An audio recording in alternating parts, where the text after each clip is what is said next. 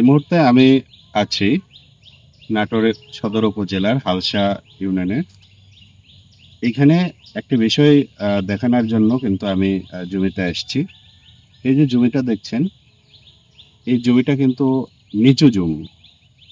এই নিচু জমিতে এই এলাকায় যেহেতু প্রচুর পরিমাণে সবজি হয়, তো কৃষক সবজি করার জন্য কিন্তু এখানে পদ্ধতি অবলম্বন করেছে।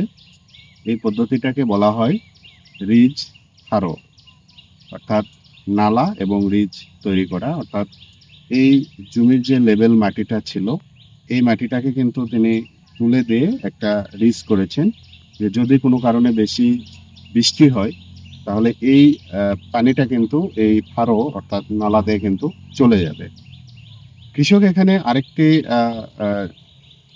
প্রযুক্তি কাজে লাগিয়েছেন, সেটা হচ্ছে যে মালচিং পেপার।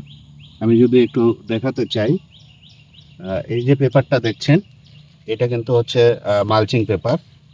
এই মালচিং পেপার দেওয়ার আরেকটা বড় সুবিধা হচ্ছে যে বৃষ্টির পানি যদি পড়ে, এখানে বৃষ্টির পানি কিন্তু সঙ্গে সঙ্গে নিচে নেমে এই ফারো অর্থাৎ নালাতে চলে যাবে, এবং নালাতে যাওয়ার পর এই জমি থেকে কিন্তু পানিটা বের হয়ে যাবে। এই প্রযুক্তি কাজে লাগিয়ে কৃষক কিন্তু এখানে বেগুন চাষ করেছে। আপনি দেখছেন যে বেগুনের গাছ কিন্তু খুবই ভালো আছে, এবং অল্প কিছু দিনের মধ্যেই এখানে কিন্তু তার ফুল ফল ধারণ শুরু হবে। আরেকটা বিষয় যদি আমি আপনাকে দেখাতে চাই, সেটা হচ্ছে যে কৃষক এই যে দুটা বেগুন গাছ, এই বেগুন গাছের মাঝখানে তিনি কিন্তু এই জায়গাটাকে তিনি পতিত রাখেন নাই। অর্থাৎ তার জমির যে সর্বোত্তম ব্যবহার, এই ব্যবহার করার জন্য কিন্তু মরিচ গাছ লাগিয়েছেন। এখন প্রশ্ন হতে পারে যে বেগুন এবং মরিচ একসাথে হবে কিনা। ইতিমধ্যেই কিন্তু মরিচ গাছে ফুল আসা শুরু করেছে।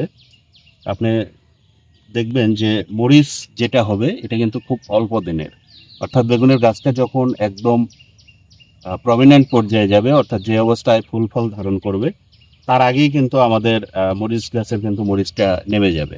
অর্থাৎ এই জমি থেকে একই সাথে দুইটা ফসল কৃষক করছে। এই পদ্ধতিতে বলা হয় মাল্টিপল ক্রপিং। মাল্টিপল ক্রপিং করলে একই সাথে কৃষক কয়েকটা ফসল পেতে পারে এবং কৃষক আর্থিকভাবে লাভবান হবে।